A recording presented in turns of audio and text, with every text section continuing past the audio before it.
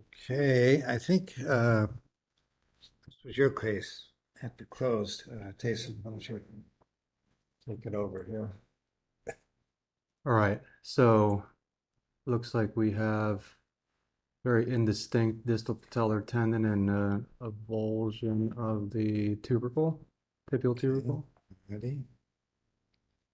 And here's what the MR scan Yeah, looks like. that's an avulsion of the tubercle, Yeah. not the tendon. Right. There was indistinctness of the tendon here, down here, and avulsion of the tubercle. Right, exactly. So what do you think here, Taysom, on the MR scan? Um, yeah, it looks like what we said. Okay, There's so it a looks like a little fracture yeah. across here, then avulsion of the tubercle, and some stretching of that patellar tendon where it attaches to the Mhm. periosteum. And here we can see a lot of the edema and edema within the infrapatellar bursa here. Oh, so you're saying this is a three, a Salter three of the. Well, this usually isn't put in with Salter Harris's. This is really just an avulsion of the tubercle. Okay. But, I think you could probably state somewhere along Salter Harris, but it's really just considered a tubercle avulsion. Okay. So let's go on and talk about patellofemoral injuries. You can have acute dislocation, we're all familiar with, and then that's often due to congenital variants, and then we can talk about the treatment.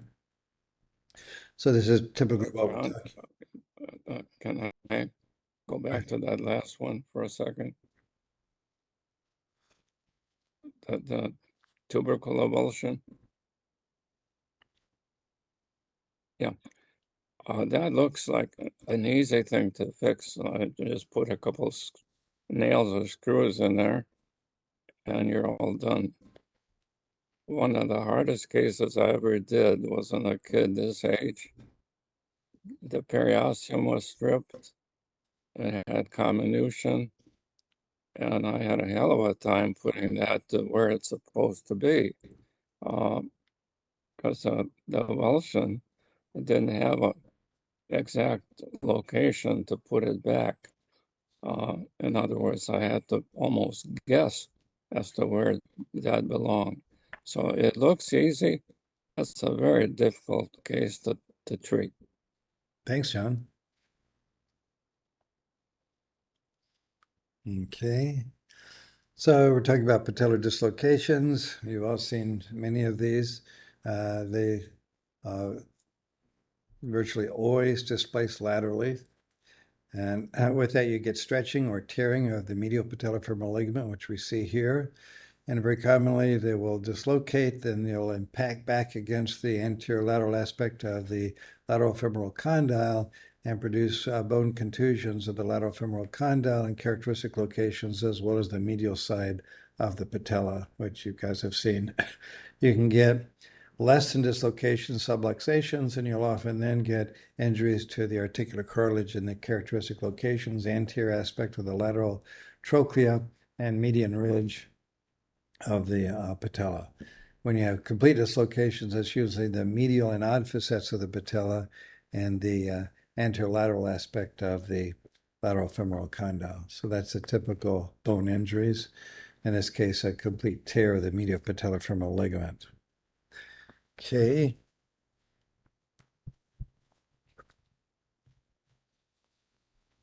Okay, so here we see a lateral patellar dislocation.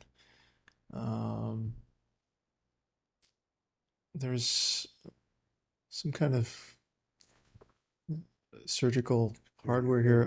Surgery. Here's a medial patellofemoral ligament, which is markedly stretched, Mhm. probably partially torn, but it still looks like some of the fibers are still intact.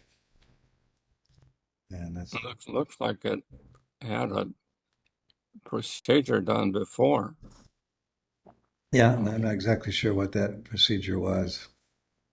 Well, you see the thickening of the medial um, uh, ligament, Yeah, and that looks tendinotic and yeah, stretched. yep, So, and the lateral looks like it's tight. So and of course you have screws or whatever in the Right. femur. So I think this is probably you probably can see more than I do, but I think this is a recurrence. Yeah, I agree with you. This has got chronic stretching of that medial patellofemoral ligament. So when we talk about the medial patellofemoral ligament, I've alluded this in the past. Often surgeons will often be talk about the medial patellofemoral ligaments. Radiologists will often talk about the medial retinaculum. They basically kind of overlap a little bit here. The medial patellofemoral ligament is a thickening that's more proximal. The medial retinaculum is generally thinner and extends more distally.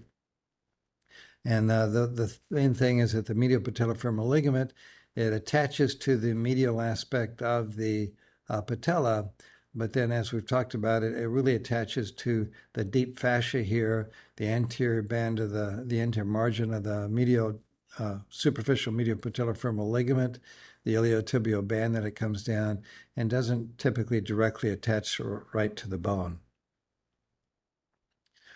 So patellar dislocations, you can get patellofemoral ligament avulsions. You can get lateral patellar bone avulsions with it. You can get mid-substance tear of the patellofemoral ligament, or you can get more distal tears, which primarily involve the soft tissue attachments of the medial patellofemoral ligament to the medial collateral ligament and the other deep soft tissues. Bone avulsions do not occur distally because, as we talked about, it really doesn't attach to the femur. And this is kind of the anatomy. If you look kind of in the axial plane, there are three layers that we've talked about before. There's a superficial layer, which involves a sartorius muscle and really the deep fascia of the skin. Then there's the superficial medial collateral ligament, which is the second layer here, and it attaches to the anterior portion. And very commonly with these, radiologists will make the diagnosis of a grade 1 medial collateral ligament tear, not even though the medial collateral ligament is completely intact, and that's because you get edema that the many radiologists interpret as a grade 1 tear, when in reality it's just a tear of the distal medial patellofemoral ligament attaches in this location. And then the deep layer is the capsule, and the actual peripheral portion of the medial patellofemoral ligament actually doesn't really attach much to the capsule. It attaches more to the outer layers. The capsule is a little, in my experience, when I open up the knee, the capsule is almost difficult to distinguish from the lateral ligament. And Okay. so the superficial one, it's interesting how the pathology is different in everybody. Okay. The capsule is thick in some and thin in some, and A lot of variation. women are different from men. So Okay. Thank you. So here we can see, here's the vastus medialis muscle and tendon here. If we go a little bit more distally, here's the medial patellofemoral ligament. That's its attachments to the medial aspect of the patella. Here's the odd facet, the medial facet, and the lateral facet, median ridge of the patella here.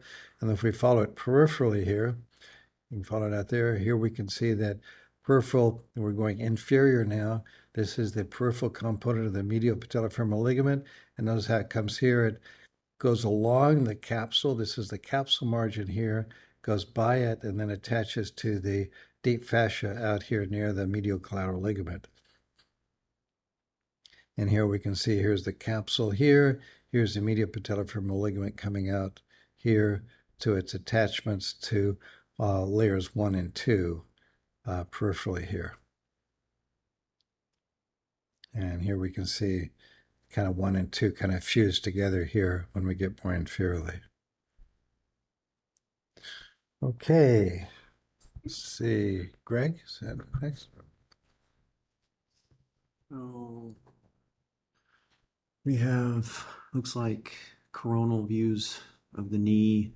Looks like there's quite a bit of edema involving the medial and lateral aspects, especially the lateral aspect of the femoral condyle, and then also along the MCL. Along what? MCL. Looks like there's edema, soft tissue edema along the MCL. And then here we go, the axial images. What do you see here? Where you point? Oh, Well, those structures are very much together, like John said, and so it's kind of hard to separate them even on a MR. And had surgery on this bloody mess in there. So Okay. So Greg, what about the axial images? Thanks, Sean. so the axial images looks like the medial patellofemoral ligament is disrupted. Okay, good. And this is a patient who had transient patellar dislocation. And it shows that characteristic locations where you get the bone marrow edema. As soon as you see this, when you look at the coronal images, and you pretty much know that the patient had a transient patellar dislocation. So the next thing you do is look for the tissues on the medial side, and you can see that there's been a peripheral tear, medial patellofemoral ligament with hemorrhage along the medial collateral ligament, but the superficial medial collateral ligament looks intact here. So, okay. Robert, what do you see here? All right, so I see some edema in that medial femoral condyle again. Looks like there's Medial femoral condyle here. sorry, no, I'm sorry, what? sorry, I meant edema in the lateral femoral condyle. Okay, so right over here. So, and this is getting kind of the anterior aspect, and it's a subcortical bone, not the subchondral bone, though it can extend into the subchondral bone, but it's principally in the subcortical bone. Typical location for a patellofemoral ligament. What else do you see here? Looks like there's pretty extensive edema along the medial aspect, and looks like disruption of the MCL. Yeah.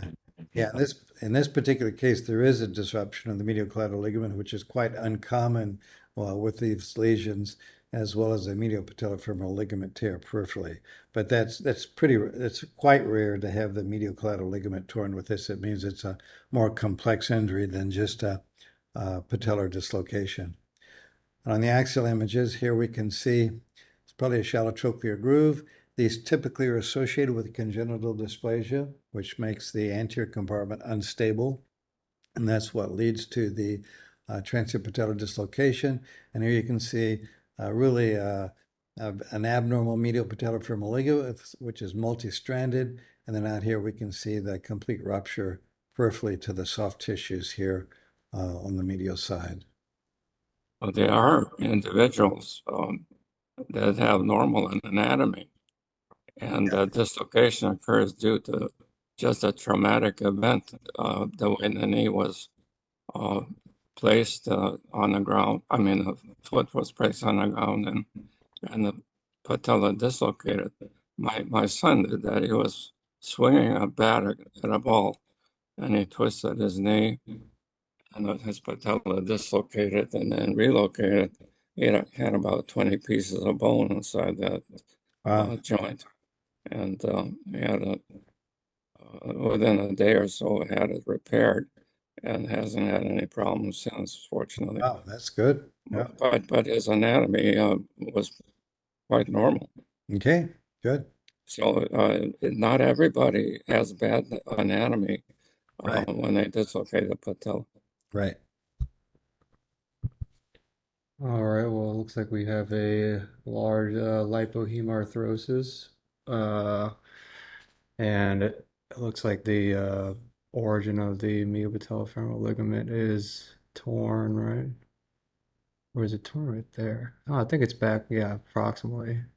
Yes, probably it's abnormal on both ends. Yeah. And you got the fluid level, and you also have a Oh, yeah. delamination injury of the articular cartilage of the medial facet here. And right. And that's blood in suprapatellar pouch Yes. area. Yeah. Right. And I don't know what that different shadow is. What Yes. is that, John? That's probably a little, that's also pretty rare. This is an interarticular uh, clot, which are That's what. quite uncommon. The way I learned patella injuries, and I took care of my share of these. Usually, when the patella subluxes or dislocates laterally, um, it snaps back, and that's when the bone is injured.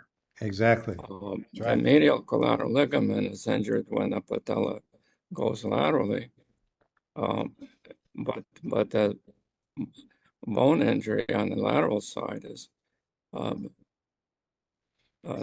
done when the patella relocates. Yeah, or Hopefully that doesn't happen yeah, the when a muscles. doctor tries to Yeah. So, so reduce it. So the patella dislocates laterally, and then the reaction with the muscles is to fire the muscles, and it bangs the patella back against the anterolateral aspect of the femoral condyle. And if you have strong muscles, that can be very forceful. That's also when you get this injury to the articular cartilage, when Yeah, this part of the patella bangs against the anterolateral aspect of the lateral femoral condyle, and then it's subluxes back into position.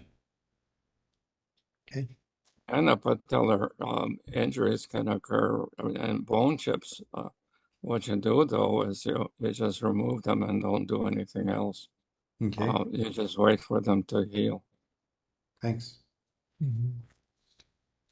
Okay, so here we see fluid surrounding the uh wait, is that the lateral? No, that's the medial. Lateral over here. Right, so the Medial over here. medial collateral ligament. But that the MCL that looks intact. Okay. Maybe some subchondral bone changes there in the lateral femoral condyle. Okay. Here are the axial images. Let's see. We're seeing trochlear dysplasia, Yep. seeing maybe a lateral patellar tilt. Large lateral facet, degenerative disease. How long do you think this lady has had problems? Oh, probably a long time. Looks very degenerated. Probably since birth.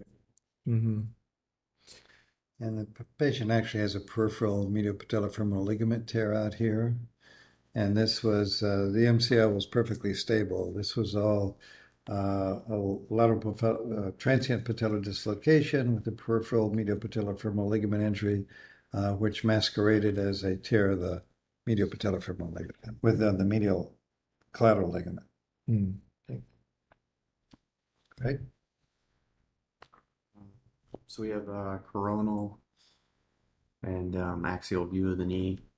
We have edema in the lateral femoral condyle there on the left in the coronal view. Okay. And then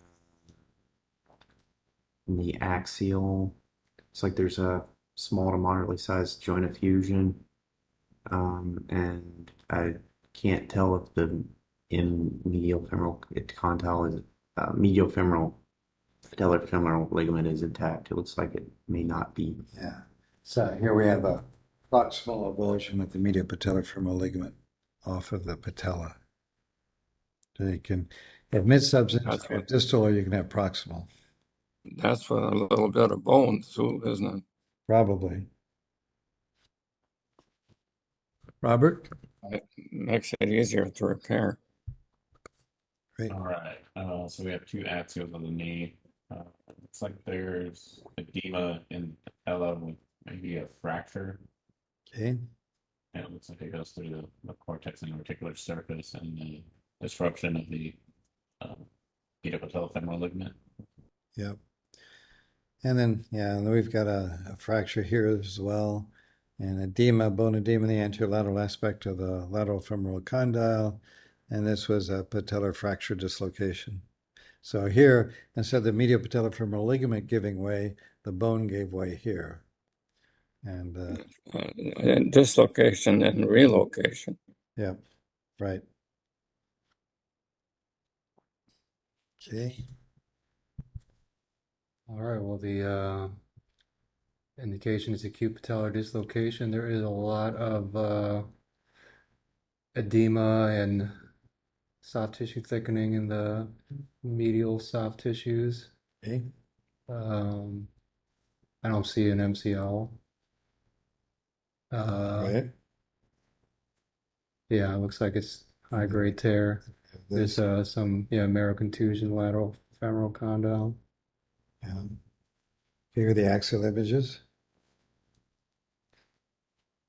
Yeah, it looks like the medial patellar retinaculum is torn. It's very indistinct from the mid substance all the way back. Yeah. And then I don't see the Trochlear groove. MCL, and there's trochlear dysplasia. Hmm. This is 3 days. 3 days afterwards, Oh, you'll 3 see a days lot of after. hemorrhage here. Okay, yeah. Clotting and hemorrhage. Let's see. Yeah, that's a recurrent one, so it's been happened many times in the past. So a lot of scar tissue, don't you think, John? Yep. Right. I'll ask Robert a question. Who does better when they dislocate the patella? Somebody who is 15 years old or somebody who is in their 40s? I want to say somebody that's in 15. No, 15-year-olds are a problem because they already have a predisposition to it, and they'll continue to sublux it, probably in more than 50% of cases. Somebody who's 40 years old and dislocates, that's probably the first and last dislocation they'll ever have. It's the same as a shoulder. Thank you. Okay. And that's important to know. You can give a patient a prognosis that way. Okay, so here we see again some edema along the where the MCL should be. I'm not seeing distinct fibers. I'm seeing edema in the lateral femoral condyle. Here I'm seeing trochlear dysplasia. I'm seeing a chondral defect along the medial patellar facet. The chondral, yeah, maybe that's a chondral body there in the joint space. Yeah. Good. Pretty typical findings in acute patellar dislocation. Yeah, as a radiologist, you really have to look for loose bodies because they hide all over the place. All right, so we have sagittal views of the knee. Got a joint effusion, and it looks like there's separation. Well, there's some edema, bone marrow edema in the patella. And it looks like the cartilage is separated with fluid signal in between. Delamination of the cartilage. Yeah. So now we have the axial, and we're seeing it there where it's the cartilage is separating from the median ridge. Sure is. And then Fracture going through the cartilage and a shallow trochlear groove. I'd say this patient had to have quite a bit of force to develop this. And the patient is 40 years old. So you can nail back the avulsed cartilage to the patella. You can probably nail it back and may not have a completely normal knee afterwards, but patient is 40, so they're probably not going to complete in the Olympics. Okay. Okay, Robert, what do you think of this?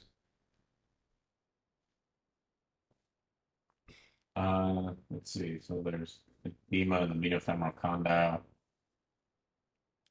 Medial femoral condyle. Okay. And there's some irregularity with the adjacent trochlea cartilage.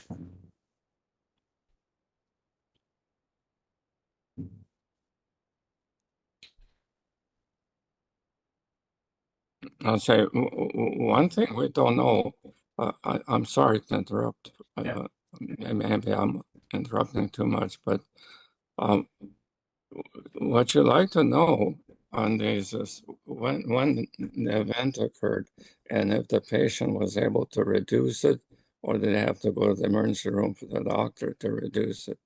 Um, the reduce to reduce the patella is quite easy actually under local and sedation. But many times they reduce themselves, and that's when a lot of the trauma occurs. Yeah. So So Yeah. this is a very rare medial patellar dislocation in this particular patient. I've only seen one case, John, Yeah. but it's not uncommon in people that have been operated on Okay. because they displaced the patellar tendon too far medially. Okay. All right. So we look like we're pretty far anterior. Um, I think I'm looking at the lateral side. Here's the lateral side over here, and the Yeah, so it medial looks side like over here. Whoops. yeah, so it looks like there is disruption of the is that the IT band? Yeah, that's the iliotibial band. Okay. And then here we can see a lot of edema along that iliotibial band here, Yeah, in the axial. And there you looks can like see really probably an injury to the lateral patellofemoral ligament there. yeah. And so this was a lateral retinacular or lateral patellofemoral ligament injury. Let's talk a little bit about patellar dysplasias. So here's a 9-year-old who actually has a congenital displacement of the patella over here laterally that was fixed in position, which we can see here. And these are all really associated with congenital disease, usually at this age group. And let's see. Achondroplastic dwarfs, people with systemic diseases, familiar type. So these usually are not a normal knees from birth. Yeah. And then I wrote a paper on this years and years ago. I had 7 or 8 cases of a family full of dislocated patellas. and if it stays dislocated for a prolonged period of times, it tends to not develop properly over time. This one was a chronic lateral patellar dislocation in this 59-year-old male, and it's very small.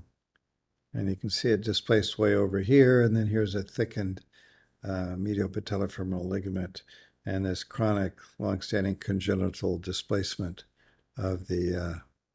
They cannot extend their knees. Their knees always flex, and walking is extremely difficult. But once you operate on these, you can get the patient to walk. So I was very happy to see these people come to the office. I mean, the clinic mainly, not able to walk. They're on crutches or walking on their knees or whatever, and then come out from surgery and able to wait there. Nice. And here we can see the tibial tubercle is way over here laterally, very, very abnormal position. And this patient with persistent. Yeah, that's congenital. Yep. Now, the things to look for congenital dysplasia of the anterior compartment is a shallow trochlear groove, which we see here. By definition, as we'll see in a minute, in most of the articles, if you draw a line from cortex to cortex and then take the farthest distance between the Merrill's fat centrally here and measure that distance. It should be 3 millimeters or less is the traditional definition for shallow trochlear groove. The other thing you look for is a trochlear shelf, which we can see here instead of the distal cortex anteriorly going smoothly into the subchondral bone of the trochlea. What we'll see is a jagged shelf like this, and this is also very commonly seen in congenital dysplasia. So I usually comment on that and look for that if I'm concerned about congenital dysplasia.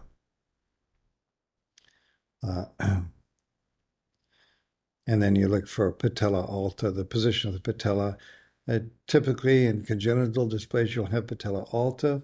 If you have surgical complications, that can end up with patella baja. The Hauser procedure in 1937. Yeah. And then here we can see an extension. We actually see in this particular case that the patella is inferior to the trochlea. In flexion, the patella comes down. In this particular case, we can see bilaterally you have large lateral facets and convex trochlea bilaterally. So this patient has pretty severe patellar dysplasia. And then if you notice in these flexion extension views that we did a long time ago, here we can see significant lateral displacement during flexion, which then medializes when you go back to extension. And that's characteristic of trochlear dysplasia. And it's that lateral displacement during flexion, which then leads to a predisposition to a dislocation if you have abnormal stresses on the patella. Who's next? Me.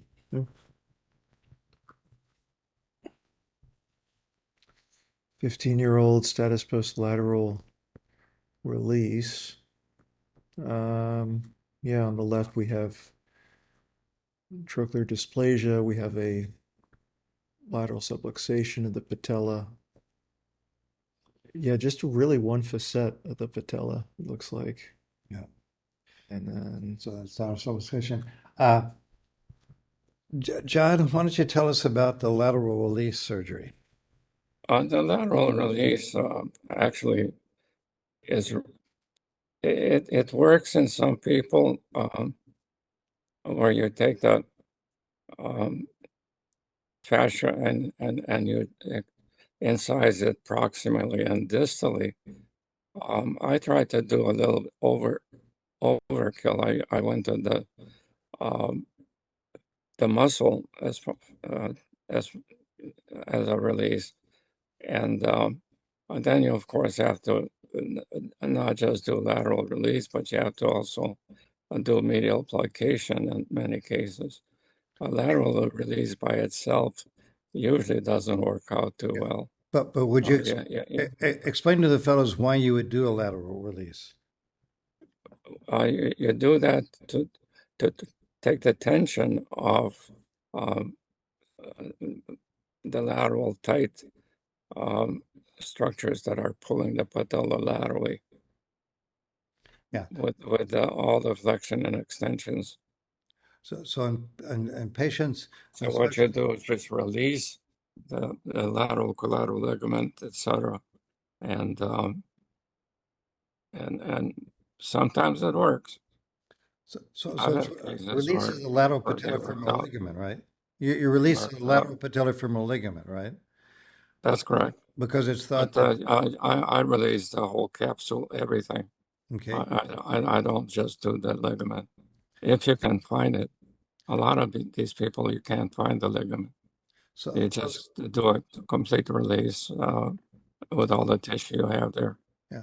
So the concept was that the lateral retinaculum or the lateral patellofemoral ligament was tight, which was pulling the patella over, which was predisposing to lateral dislocation of the patella. So you would you would release the lateral patellofemoral ligament, which was thought to then more medialize the patella and decrease the risk for lateral subluxation.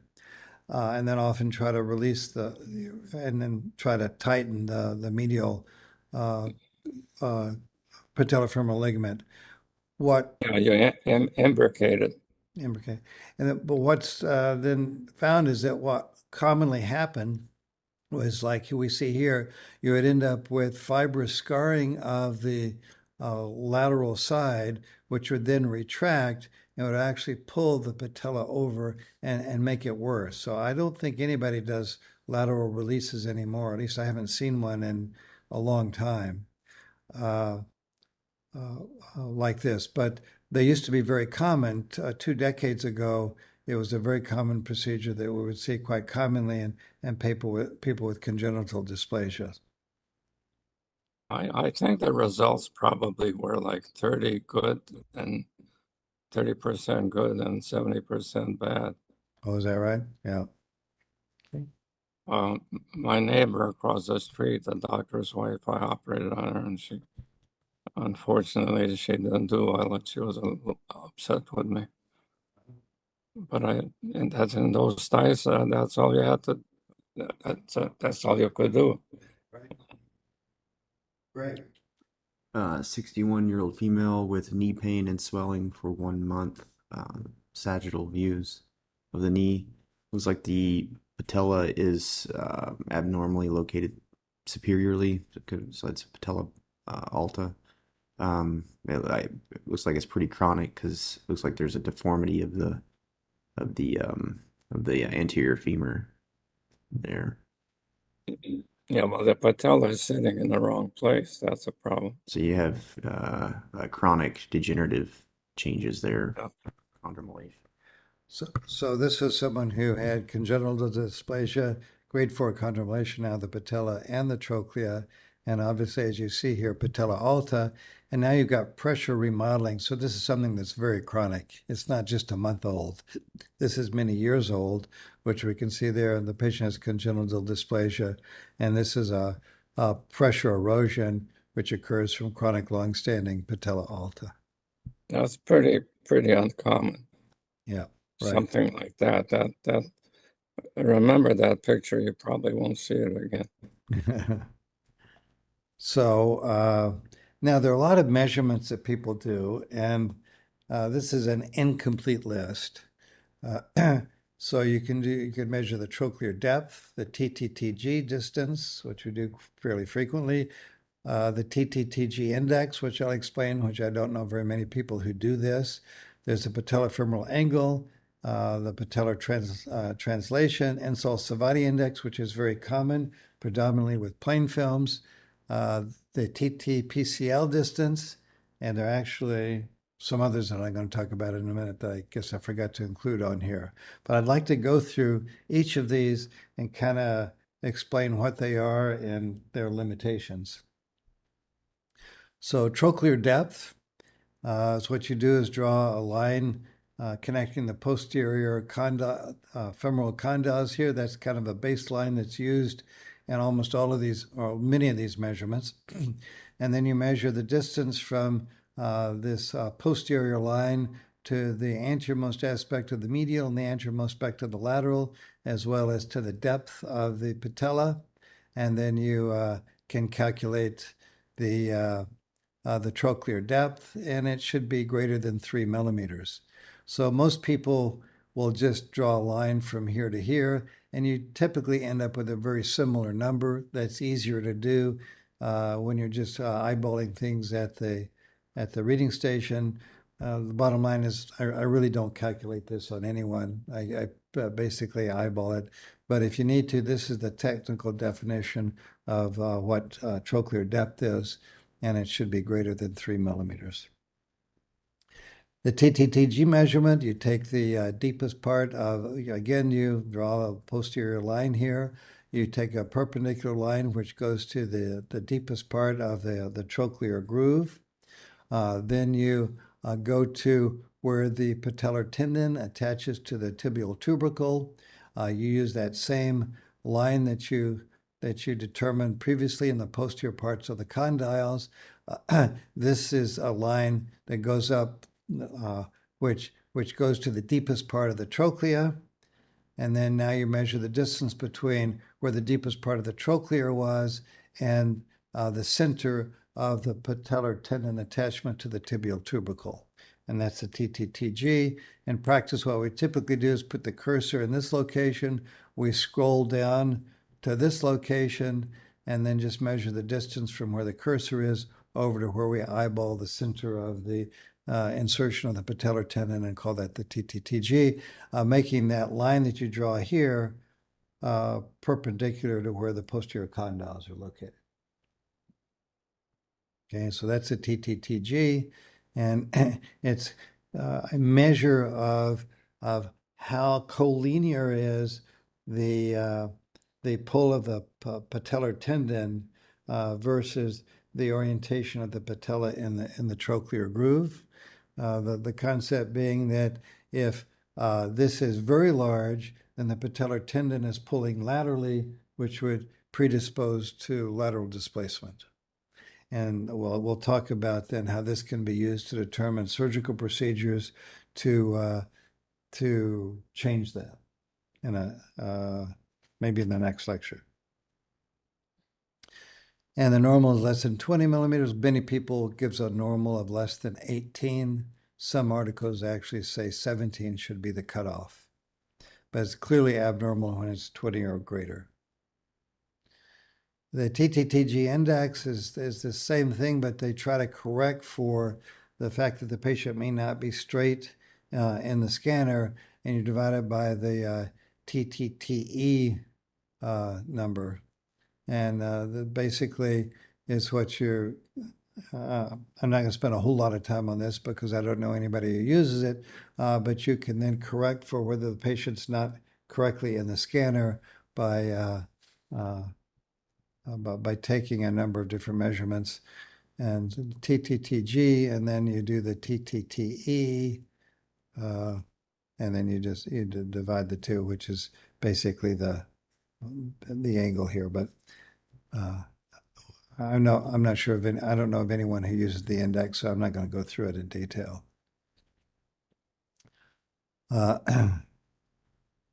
Yeah, I mean, most people don't like trigonometry anyway. Yes, I have a TI 83 on my And desk. since nobody uses it, so and then there's a patellofemoral angle, where you basically draw a line from the anterior aspect of the medial and lateral trochlea, and then draw a line that's perpendicular to the lateral, the interface between the fat and the articular cartilage and cortex of the lateral facet, and then you can measure this angle, and it should be greater than 5 millimeters. And there are a few studies that show that this is probably, of all the measurements, this may be the one that most well correlates with the risk for lateral dislocations. They Do you use that to describe tilt? Yes, you can use this to describe tilt, but this was really designed predominantly not so much for tilt, but to look at congenital abnormalities of the shape of the patella. Patellar tilt's probably better using this particular line and a line going across the widest area of the patella. And then there's a patellar translation.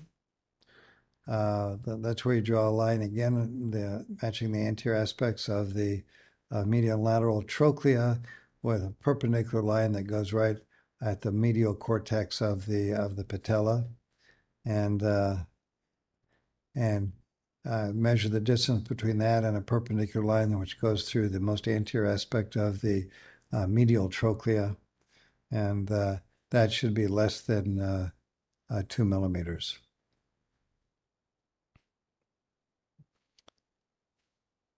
The thing When about you're in this, the operating room, John, yeah, you don't look at this. right. I've never made this measurement in clinically. To do this often requires that these be done on two different cuts, because the cut where you see the most anterior aspect of the trochlea is often not the cut where you have the most medial extent of the patella. You're going to come to the Q angle, and that's the most important one, I think. Oh, okay. I'm not sure I'm going to cover that here. Then there's the insall-salvati index, which is by far the most common one used. This is really from plain films, where you actually draw the distance between the superior and inferior poles of the patella, and then you measure the distance between the inferior pole of the patella and the insertion of the patellar tendon on the tibial tubercle, and that ratio is the length of the patellar tendon divided by the height of the patella. And a lot of people like this because it's been shown to be the easiest measurement. And it's also the one where the reproducibility is best, both inter and intra reproducibility. The problem with this is that I think it's predominantly a measure of the congenital changes in the shape of the patella and the sagittal plane. Primarily, it's a measure primarily of the projection of the inferior cortex of the patella. And it's probably more an indication of risk for patellar tendinosis, because if you have a very large inferior pole of the patella, then what happens with inflection and extension, you have a very short patellar tendon, the bone is very rigid, and between flexion and extension, it tends to put a high degree of traction on the patellar tendon and flexion and not an extension, and that tends to damage the patellar tendon, leading to tendinosis. But I don't think it correlates very well to actually stability of the patella, which is what it's meant for. And then there's... I agree with you. Thank you, John. And then there's patellar positioning. The insall-salvati index is supposed to indicate whether you have patella alta or not. And with plain films, people use it all the time because you can't see the cartilage. So you can't really see the orientation of the cartilages here. But with MR, we can actually see the amount of overlap of the articular cartilage. So I think directly visualizing the cartilage is really much better. And we've got data that I think we're going to present at RSNA this year, which supports that conclusion. So another way to look at this here, the insall-salvati would be A over B here. The other thing to look at is the amount of overlap of the articular cartilage here. So we already talked about insall-salvati. And then this is what patellar tendinosis looks like, and it's a pretty high correlation between tendinosis of the patellar tendon and how prominent the inferior pole of the patella is. And there we can see. That's a Baja, isn't it, John? Well, the patella is actually still pretty high up here. The articular cartilage is up here. What this is not so much a Baja. It's it's an abnormal shape of the patella with a very large inferior pole. No doubt about it. The patella is longer than the tendon. Yeah. So the question, if you do insall-salvati, is that there are a lot of different measurements you can make here.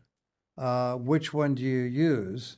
Or there was one, even if you look at what could be considered the normal extent of where the patella should go, maybe you should use that, which would be a better indication of the height of the patella with respect to the trochlea. So by MR, it can become very confusing as to what measurements you use. And as you can see here, if you use the typical one, you're primarily just determining how big the inferior pole is here, which doesn't say anything about the articulation of the articular cartilage. So I think it would be nice to know how far the patient can flex the knee. Yeah. So therefore, there are a number of different ways to try to get at whether the patella is properly height, whether it's too high, just right, or too low. So whether it's alta, just right, or baja. There's the insall-salvati ratio, which most people like because it's easy and reproducible, but I don't think it's very accurate. There's a black bone peel where you just look at which is here, where instead of using the height of the patella, you use the shape of the articular face of the patella, which on plain films may or may not correlate with the actual articular cartilage, and then the height between the inferior aspect of the inferior articular cartilage here and the top of the tibia. There is a Caton de Champ, which is these two ratios. So you can see there are a lot of different measurements. And then the most recent one of these is called the patellar-trochlear index, which here you measure the actual length of the articulation between the articular cartilage of the patella and the trochlea, which really requires an MR scan. You can't really do this accurately with plain radiographs. And then you take A over B and multiply by 100, and that's a patellar-trochlear index, which is the one that I think is the most relevant. And we've got data actually now that I think we're presenting at RSNA, which helps confirm this. This is a particular study in arthroscopy from 2020 that shows that they thought that the most reliable measurement was the insall-salvati ratio on conventional radiographs, but that the patellar-trochlear index was easy to measure on MR and probably is most relevant to the actual overlap. And let me just go through this a little bit now. One of the reasons, this isn't quite the right way to measure it, but that's okay. This comes from the literature, where you basically should make this measurement divided by this measurement, and basically in the normal position where the knee is extended, the overlap in the articular cartilage should include about a third, the inferior third of the patellar articular cartilage. If it's less than that, it's patella alta. And the reason why this is important is a lot of the damage to the patellofemoral joint is thought to come about when you go from full extension, where at which point the patella is not always engaged with the trochlea because it's very lax. If you have full extension, to where you then forcefully flex the knee, and that can cause the patellar articular cartilage to bang against the trochlea, and if they're not perfectly aligned, that can cause traumatic injury to the articular cartilages. Also, what we have shown with MR measurements, and we're doing this in a study right now that's with Bert Mandelbaum, who's an orthopedic surgeon in Santa Monica. What's known is that after you do anterior cruciate ligament graft placements, you've got a significantly increased risk of the development of patellofemoral degenerative disease. And what we've shown is in patients who have patellofemoral grafts using 30% of the body weight pressure against the knee in different degrees of flexion and extension, that you have a decrease in the contact area between the patellar articular cartilage and the trochlear articular cartilage. If you have the same force, but a little smaller, if you have the same force but a smaller contact area, that means the pressure is higher, which puts more injury to the articular cartilage. So we believe that the reason why patients who have increased patellofemoral degenerative disease after ACL grafts is because it actually changes the contact surface between the two. And that's a PhD thesis for someone I'm working with at USC right now. So it's going to be, sorry to interrupt you. That's fine. So you'd be more accurate would be looking at trying to figure out a surface area instead of doing like these measurements. For whether it's patella alta or not, I think the linear measurements are fine.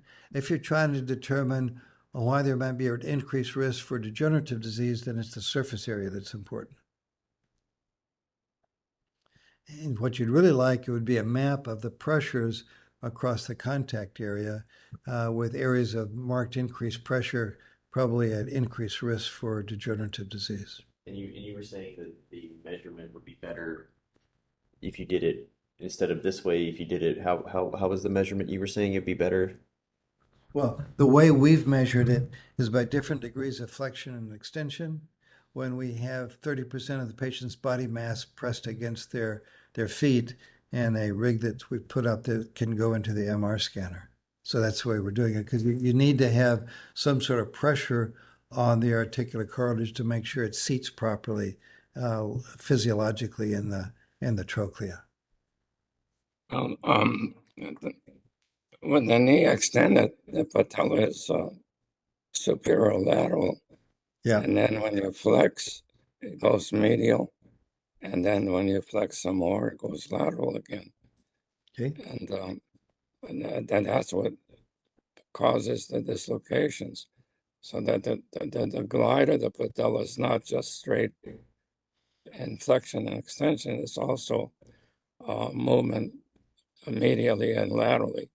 So it's very difficult to figure these figures out because of the change in the position of the patella when when the knee is flexed and extended. Right. And that's what we're finding. And there's a patellotrochlear index, and what this shows is that the index should be around 0.5 if you're proper height of the patella. Alta would be down here, and baja would be over there. And this is basically a definition of the patellotrochlear index, and where A is the flexion angle. Let's see. And then there's a TTPCL distance. I don't know very many people who use this, so I'm not going to spend a lot of time on this. Again, we use that same line posteriorly here. You draw a line through the center insertion of the patellar tendon, and then the anteriormost aspect of the medial tibial plateau.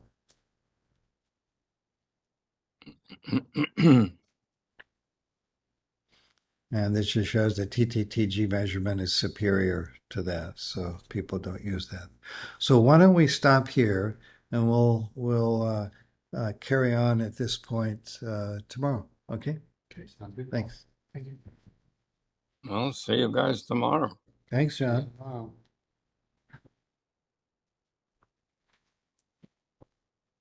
Thank you, and Okay, good John. evening. Evening.